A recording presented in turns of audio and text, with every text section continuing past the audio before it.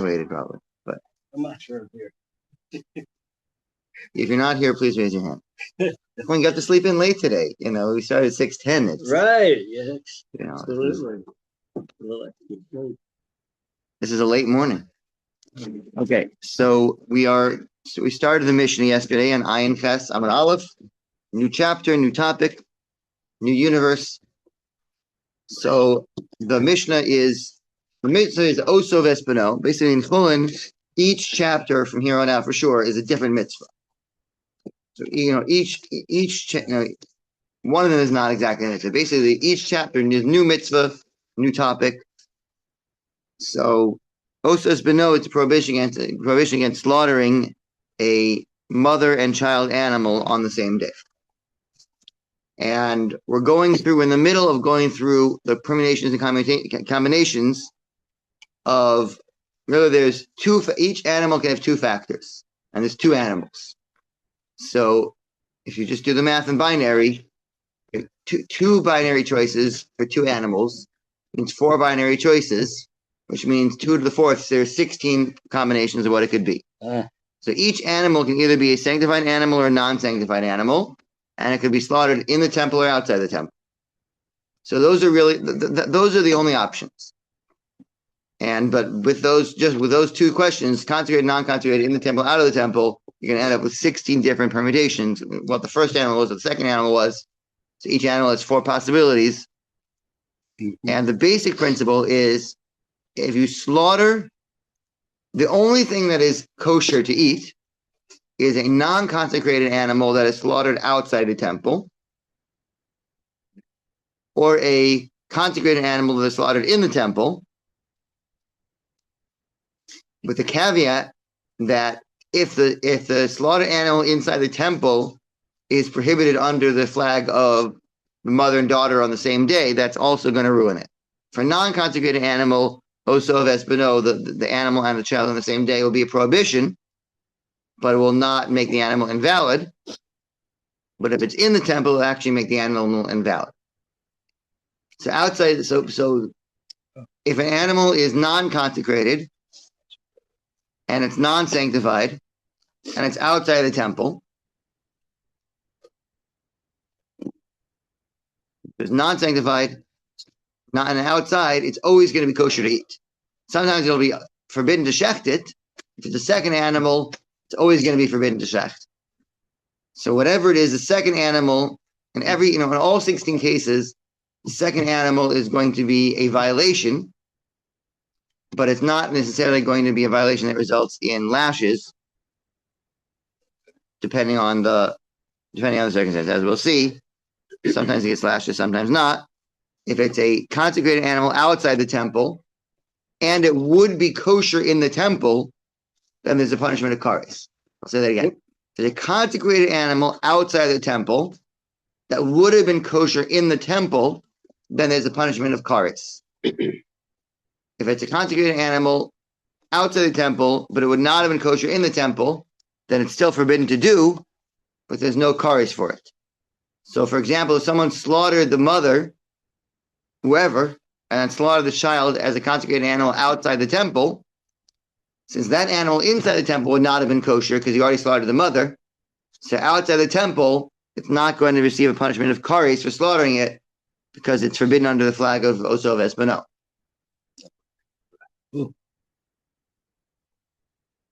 But if it's the first animal is outside the temple, then that's going to be a punishment of kares. If it's a consecrated animal outside the temple, the first animal will be a punishment of kares.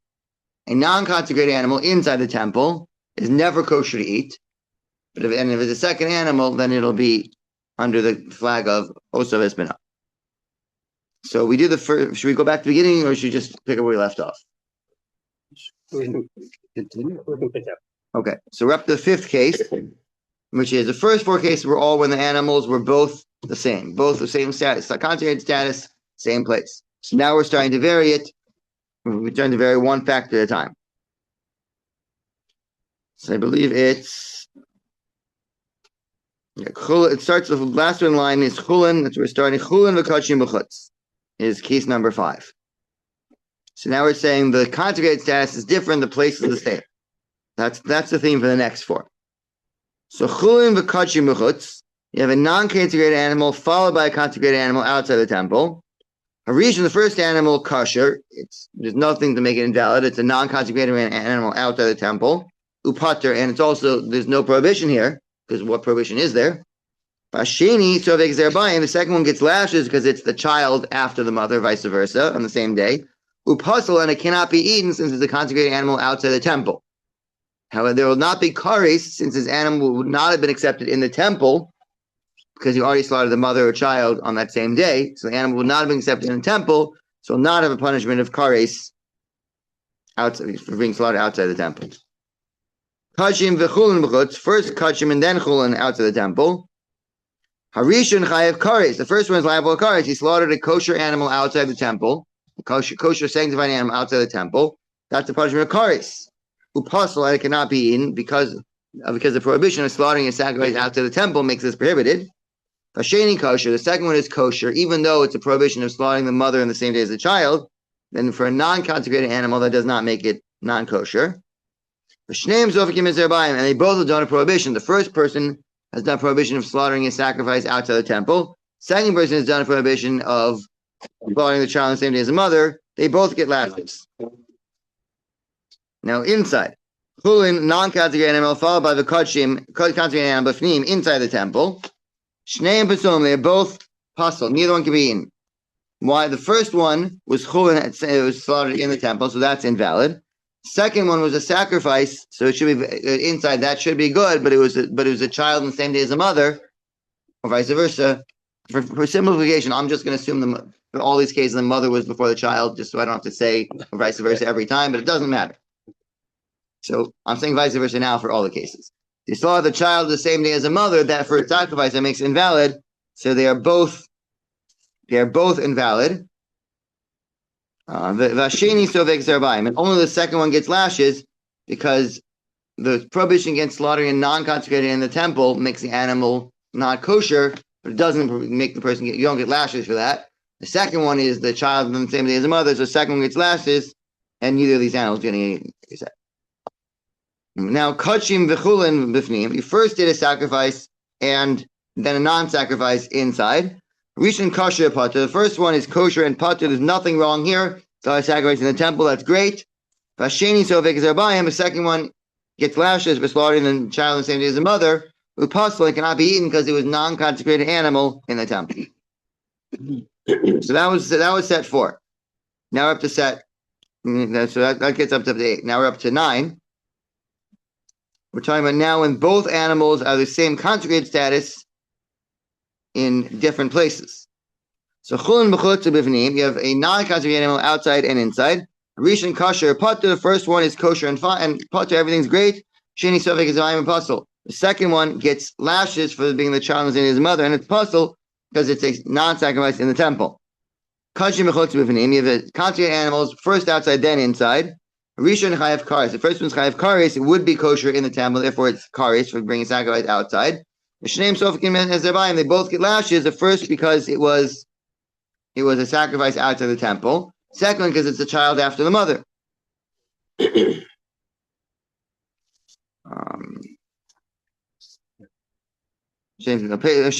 both invalid. Chulin b'fnim v'chutz, you have a non-consecrated animal first inside, then outside. Harishon pas, the first one is invalid. Upater, but there's no lashes for that. Vasheni sovek zerbayim, the second one gets lashes, but kosher, but nevertheless it's kosher. This is non-consecrated animal outside the temple. It's a non-consecrated animal outside, exactly. A non-consecrated animal outside the temple, even though it's a prohibition of the child after the mother, nevertheless it is kosher. Finally, kachim b'fnim v'chutz, you have a sacrifice first inside, then outside. Rishon kosher pater, the first one is kosher and pater, there's no prohibition here. Sheni sovek zerbayim. Second one gets lashes for slaughtering the child after the mother, and also for bringing sacrifice outside the temple. Nevertheless, he's pater. The animal cannot be eaten, but he's pasul. Does not get kares since it's a second animal. It would not have been accepted in the temple. Then he does not get lashes. So that's 12 cases out of 16 possible. The last 4 cases are when you change both factors. Okay, it doesn't have. I thought it had. For some reason I thought I saw those in the Mishnah. I guess not. So we only had 12 of the 16 possible cases here. But based on these rules, you can figure out the other one. Pretty good thing to recite when you're driving in a car. Stay awake. If you can get through it, yeah. It's basic idea. First animal is always permitted as long as it's in the right place. So you can't do a sacrifice outside, can't do a non-sacrifice inside. So the first animal, as long as you get it in the right place, it's good. And if it's kachim outside, it's the first animal, there's a prohibition of kares. But if it's the wrong place, it can never be eaten, regardless of the first or second. Then the second animal is always a prohibition of the child and the mother on the same day. And if it's a non-consecrated animal outside, you could eat it. But any other animal, if it's a second animal, it cannot be eaten. The second animal can only be eaten if it's non-consecrated on the outside. Either way, the second animal always gets lashes. And you can only eat it if it's non-consecrated outside. Okay. Gemara says, Tanurban, the rabbis taught, Minayin la'oso es beno. How do we know in the case of the child and son, Shnei v'mukdash, it applies to sacrifice, to consecrated animals. Tamaloma, the verse says, Shor o chesev o eiz kiveled. If an ox or a sheep or a goat will be born, the verse continues, you can wait 7 days and then you can bring it as a sacrifice. So on the 8th day, you can bring it as a sacrifice. In the next verse right after that says, Shor said an ox or a sheep, Osov espeno, it and its son, you cannot slaughter on the same day. So the previous verse is clearly talking about sacrifices. In the next verse is, we assume, is a continuation of it. Talking about sacrifices, you see the prohibition of child and son applies to sacrifices.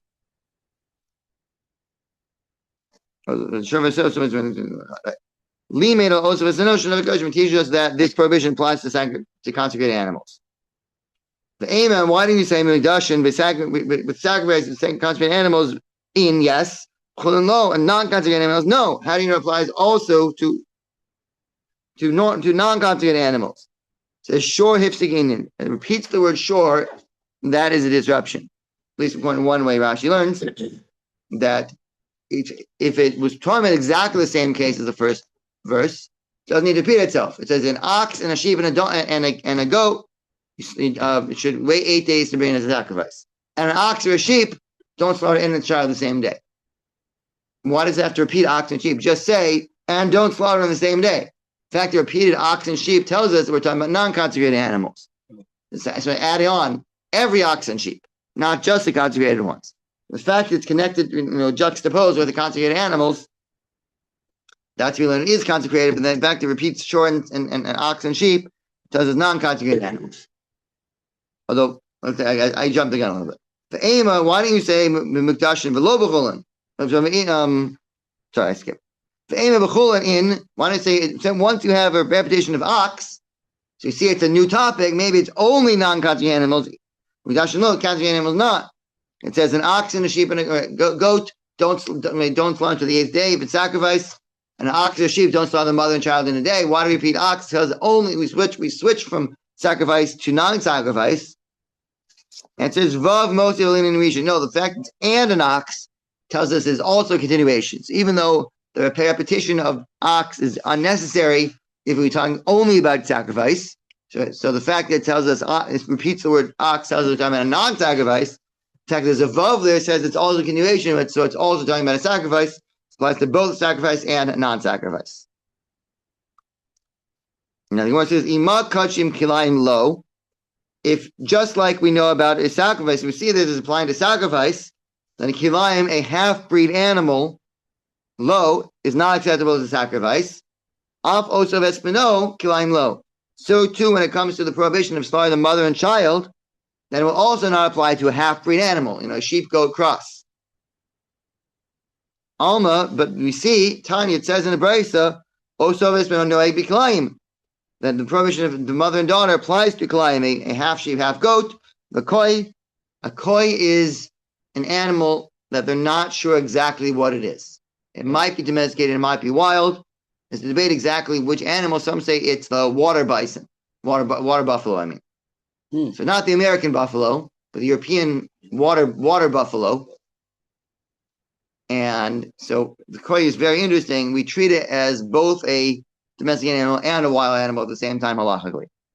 And because bison are also called buffalo, so I think generally they treat buffalo the same, even though buffalo is for sure not a koi, but because it's called the buffalo, they didn't want people to get confused. So they treat buffalo in the same category as well. Others say that koi is a crossbreed between a wild and a domesticated animal. But you see that, but it says, Esbino applies to a crossbreed sheep goat, a koi, va'od, and furthermore, sexy, it says a sheep. It says a ox or a sheep. So the fact that it's an ox or sheep, that tells you not a crossbreed. Just because this one's not an ox or sheep. Rav said about that, Zeh bana av. This is a basic, there's a principle in Torah called binyan av. I'm sure you've seen it several times, many times before. That when you have something specified one place and it's unspecified elsewhere, you learn out from the place where it's specified to everywhere it's unspecified, that's the same thing. It says, so elsewhere, certain places it says sheep, Zeh bana av. It teaches us, wherever it says the word sheep, comes to teach us not a crossbreed. So there's one place we see from the fact that from sheep it's not a crossbreed. So to every place it says sheep, you see it's not a crossbreed.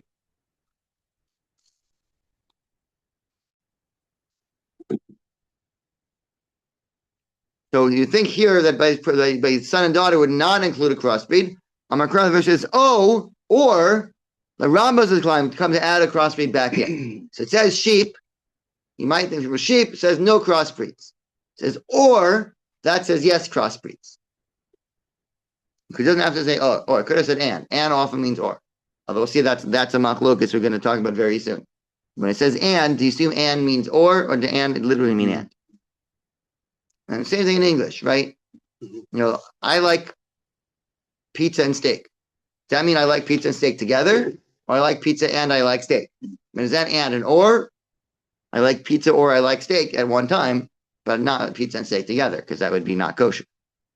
Unless it's part of steak or part of cheese or whatever. Never tried a steak pizza. I don't think most people have tried that even. Pepperoni, yeah. There's plenty of meat they put on pizza, just not steak. Anyway, all right. So does and mean include or not? That's going to be machlokas we'll see shortly. This opinion says the fact is or comes to add a crossbreed, even if it had just said and, as we'll see shortly, just an and, we would have assumed or. In fact, it says or comes to add a new case of a crossbreed. So hi this word mi boy lechalik. We need it to separate, not like what I just said. Right? I said, and what I said is going to be the Gemara's conclusion that we're going in the opinion that says you don't need or to separate.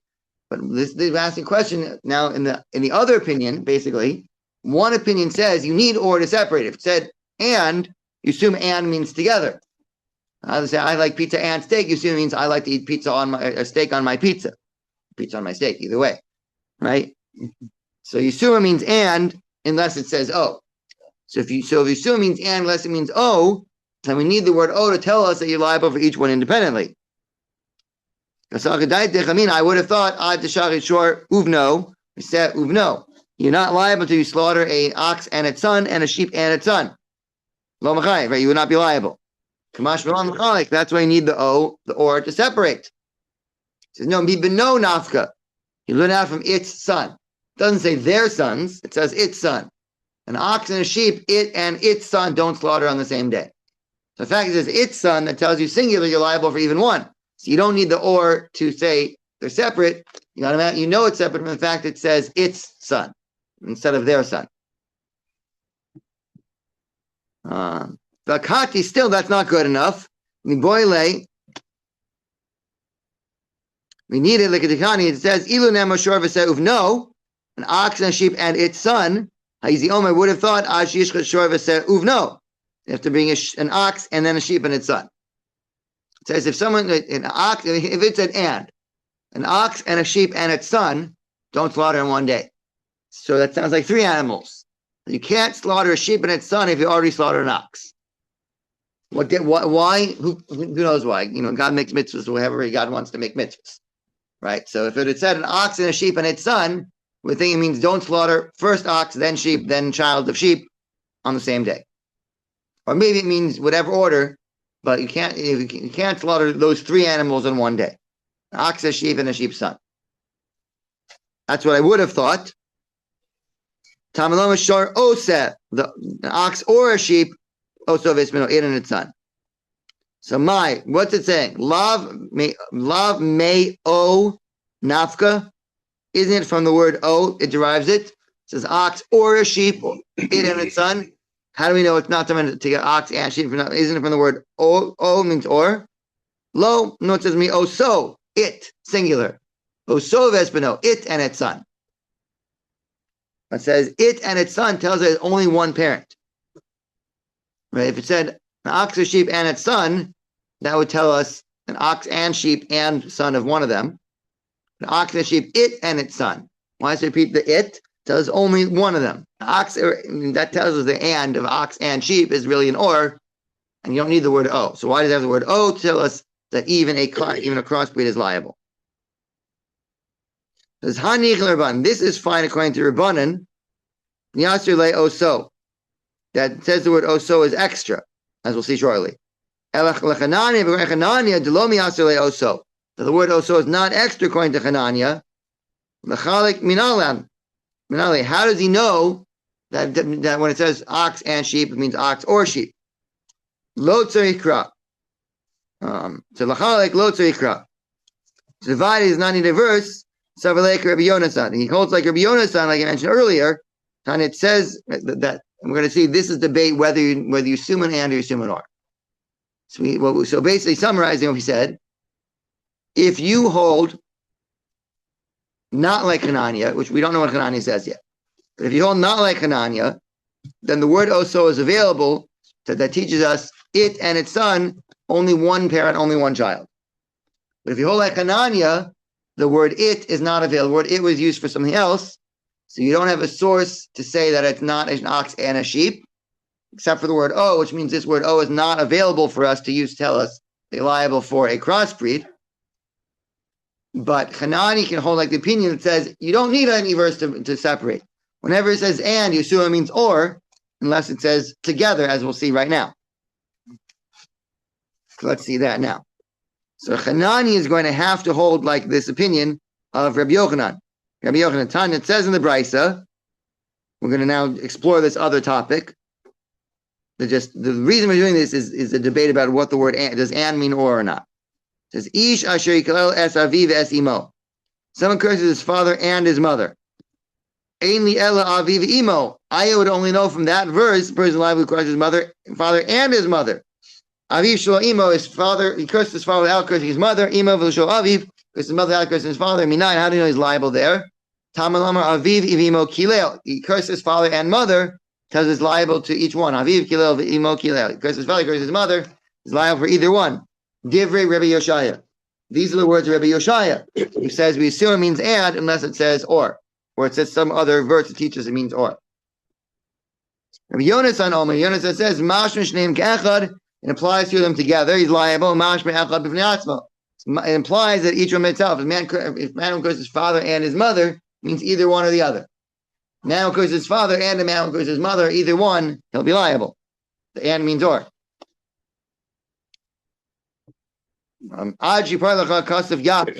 Less the verse says together.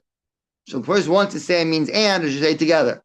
The person said a man who curses his father and mother together, then we know that you need to curse both to be a violation. Doesn't say the word together, you assume it means or. So according to Rabbi Yochanan, Rabbi Yonasan, then you don't need the word, you don't need anything to tell us it's each one separately. Therefore, even if the word oso is not available, the word o is still available to teach us that the crossbreed is liable. But according to Rabbi Yoshaya, who holds that you need something to teach us that it's not the two of them together, that's fine if he holds not like Hanania, then the word oso is available. But if he holds like Hanania, then he needs the word o to tell us that they're separate, and he's not going to have a source to say that kilayim are liable as well. We're saying it's not a problem. Hanania and Rav Yonasan go together, and Rav Oshaya will just not hold like Hanania. Now, what is this Hanania? We'll see very shortly. right now. So my Chananya, my Rabbanan, what is Chananya, what is Rabbanan, what is this debate we've been referring to but haven't actually discussed? There's some debate between Chananya and Rabbanan. All we know so far is that it involves the word oso. Tanya, it says in the Brisa, oso vespeno, the prohibition of it and its son, noig ben akevos ve'ena noig b'zacharim, applies to female animals and not to male animals. And we're talking about specifically paternity of an animal. Do animals have paternity or not? We're not talking about whether a child is a male or female, but whether the parent is a male or female. Because the verse is written in the masculine. It and its son in the masculine. Oso vespeno is masculine. From the verse itself, it sounds like you're talking about a father. However, we're going to see that's not so simple. So the first being says it's only female mothers, not fathers. It does not apply to fathers. Chananya says noig ben misgar ben midgames, applies both to fathers and to mothers. So my time is Rabbanan. What's the reason behind the rabbis? The time it says in the Brisa, Yachol, you might think also vesmeno noig ben misgar ben midgames, applies both to male animals and to female animals. But dinu, and my logic would indicate like that. Chayiv kan, you're liable here by child and mother. Chayiv be'em alabanim, and you're liable in a case of a mother bird, that you can't take the mother bird together with the children. Mashkish chayiv be'em alabanim, just like when you're liable for taking the mother bird in front of the children. That's only by the mother, not the child. It says the mother. Afshi chayiv kan, so too is liable here. It applies to females and not to males. That would indicate, like the rabbis, that does not apply to fathers. There's low. No, it's not a good logic. If it applies over there in the case of the mother bird with the mother on the children, it's harder to be liable there. You're only liable by the mother and the body and the child of the mother bird when it is not private property, when it is wild animals. The verse says when you happen upon a nest is not in your own backyard. The prohibition of sending away the mother, or the obligation to send away the mother bird, is only by wild animals. So you see anyway the scope of the prohibition of sending away the mother bird is more limited than the prohibition of slaughtering the mother and the child, because that applies even by domesticated animals, even by property. So right, a kava homer or logic that cannot tell you to apply the narrowness of a narrow case to a wide case, a case that's wider. Meaning we already know that the sending away the mother bird is a restrictive case from the fact that it applies only by wild animals. So there's another restriction on it, it's only by females, not by males, the male parent. So since it's anyways restrictive, can't take a restriction from there and apply it elsewhere. You can take a restriction from an expansive case and apply it to a more restrictive case. Can't take a restriction from a restrictive case and apply it to another restrictive case, to a more expansive case. I mean. Can't take a restriction of a restrictive case and apply it to an expansive case. That makes sense? Okay. Okay, let's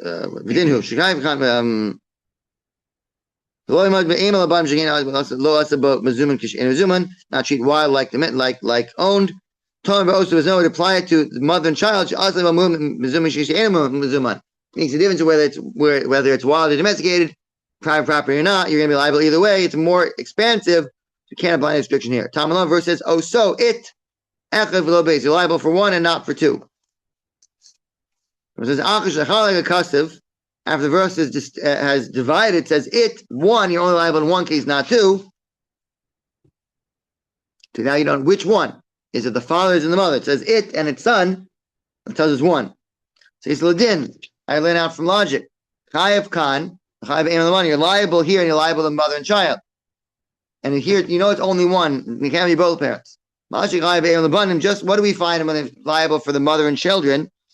It's for female mother, not for the male father. So to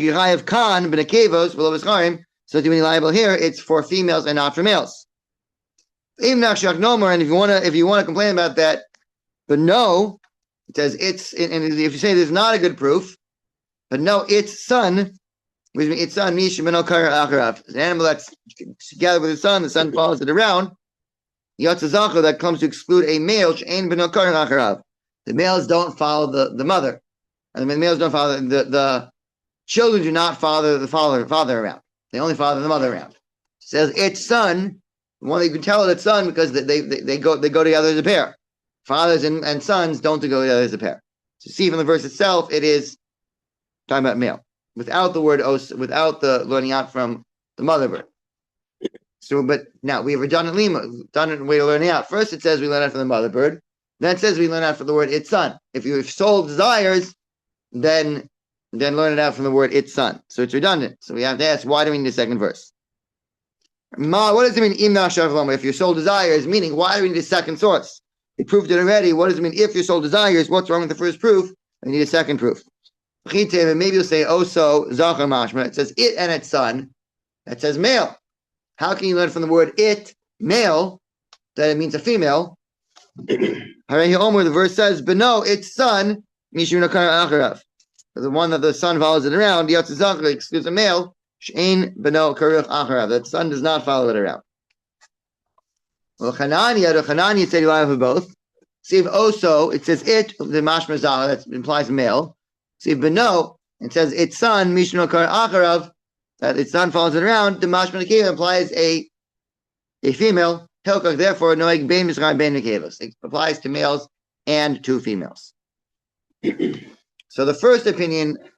We tried to learn it from Oso. It says no, it can't learn out from Oso because Oso is male. We learn from Beno. Once we learn it out from Beno, the word Oso goes back to being available.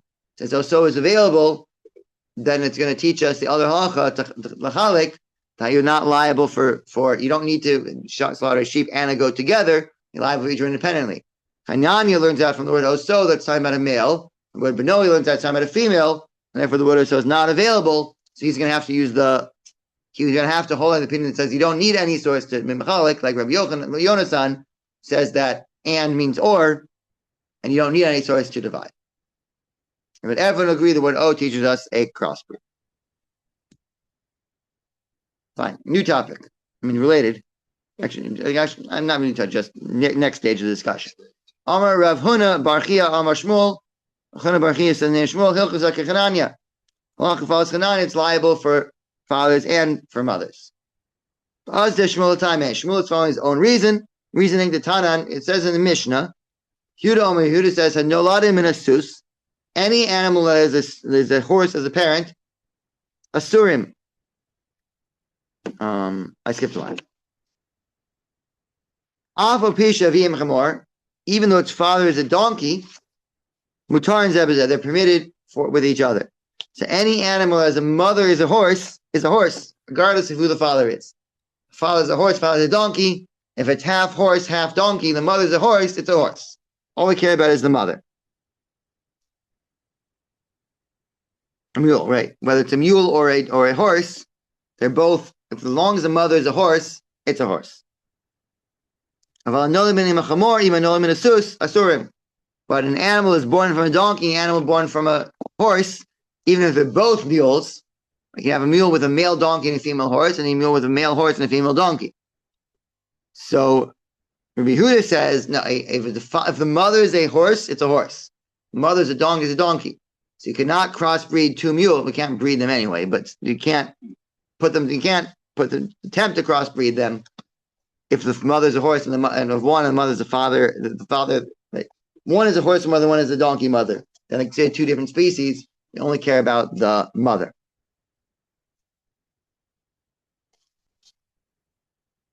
Amar Rabbi Yehuda Amar Shmuel, that Yehuda says in the name of Shmuel, Zu Deve Rabbi Yehuda, this is the opinion of Rabbi Yehuda only. We say we're not worried about the father by animals. There's no paternity by animals. The sages say, all kinds of mules are one species. So man hachamim, who are the hachamim? Hananiah, it's Hananiah who it is. Because Hananiah says, by prohibition of mother and son and a child and son, applies even to the father. You see that there is paternity by animals. So once he learns out from the prohibition of child and son that there is paternity by animals, he's also going to hold this paternity by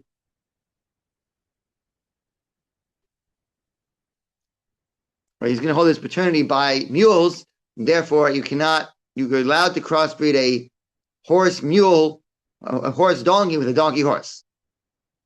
They're going to be the same species because we say there is paternity. A horse donkey is a mule, a donkey horse is a mule. They're both mules. They're the same species. As opposed to the rabbis of Hanania, who hold that there's no paternity by animals, all we care about is what the mother is. So Hi bar susia cham v'chamra. This is a child of a horse and a donkey, a female horse and a male donkey. And this one is a child of a female donkey and a male horse. They're all one species. Moras, e boilu. Mifsha pasha leila Rabbi Huda. Is it obvious to Rabbi Huda the ein chashin is there? We don't care about the fatherhood at all.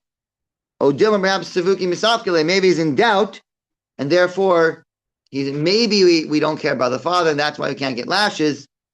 But we're not sure. We're not so sure it's permitted. What difference is it? The Mishnah pre-ima-aim. To permit the child with the mother. To permit the child with the species of the mother. So if you have a mule, that's the mother's a horse. So are we saying we're not sure it's a crossbreed? So if someone crossbreeds it with a horse, they're not going to get lashes for it. Saying it's even permitted to breed it with a horse. That's what we're in doubt here. Do we say it might be a horse, or do you say it's for sure a horse? For sure a horse, you're allowed to crossbreed it with a horse. It might be a horse, then you can't crossbreed a horse because you're not sure. But if you did crossbreed it with a horse, there'd be no lashes because we're not sure.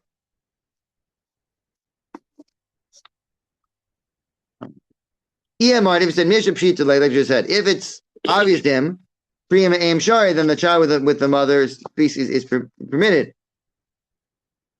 If you say Mesuvim Misafkal is in doubt, Prima Aim Usher, to do the child with the mother species, it's forbidden. What's halacha? Tash Matzina Braisa, Yuda Oser, he says, Kollel Minasus, anything that's born from a horse, Avishavim Chamor, even though the mother is a donkey, the father is a donkey, returns Ebazat. They're permitted with each other. Hey, what's the case? If you say Devuda Hai Chamor, Vuda Hai Chamor, that both of them, the father is a donkey, do we need to say that? Of course, they're the same species. The mother's a horse, the father's a donkey. Why do we need him to tell us that they're okay to breed together? Ella love, are we talking about Davua the high chamor? But this one is a donkey. I skipped a line. I went back a line. Ella love Davua the high Zeus. The father, this one is a horse. Who the high chamor? And the father, this one is a donkey. And they say that they're permitted to be the other. We see from this, if Shepshitale, it's obvious to him that all we care about is the mother and not the father. We don't care about the fatherhood at all. It says no, it's not a good proof. The Olam, I really will tell you, Davua the high chamor, Vuda high chamor. Both of them have the father as a donkey. Kamar, you said do we need to mention it? Yes, you do. Madri, what have we thought? This animal in and of itself is two species. So even with crossbreeding with an animal just like it, then this animal is called a horse and a donkey. And that's called a horse and donkey. When you breed them together, that's called mating a horse to a donkey, mating a donkey to a horse all at the same time. Right? The female is both a horse and a donkey. So when you breed it with a horse-donkey combination, it's called crossbreeding. And same thing with the first one is also a donkey. It's called crossbreeding because the other one's a horse. Since each animal is both a horse and a donkey at the same time, you might have thought that it's a prohibition to breed it even with its own species. That's why to tell us that as long as the mother's a horse, then it's called the same species. So back to the question: does Hananiah say, is he for sure that we don't care about the father? Is he in doubt that we care about the father? Okay, why don't we stop here? So I may end up still doing the Shir on Shabbos. I'm not sure yet. Rabbi Gleizer asked me. I didn't answer him yet. I have to check with my wife. I haven't had a chance to do that. So I'm back tomorrow, maybe not. But Rabbi Gleizer should for sure be back on Sunday. Okay. Thank you very much for filling in. I know it's an extra burden for you and your wife. It's a little tiring, but I enjoy it. So okay. It's good learning.